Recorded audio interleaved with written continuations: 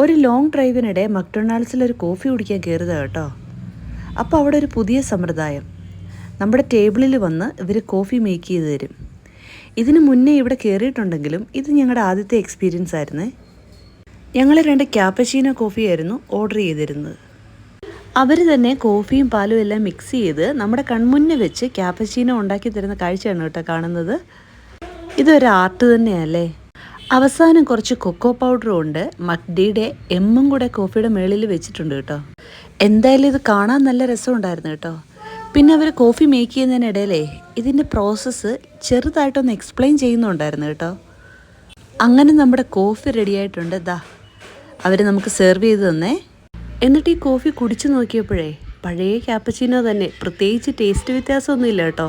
പിന്നെ നമ്മുടെ മുന്നേ വെച്ച് തന്നെ ഈ കോഫി ഉണ്ടാക്കി തരുമ്പോൾ നമുക്കെന്തോ ഒരു സ്പെഷ്യൽ ഫീലിംഗ്, അത്രേ ഉള്ളൂ.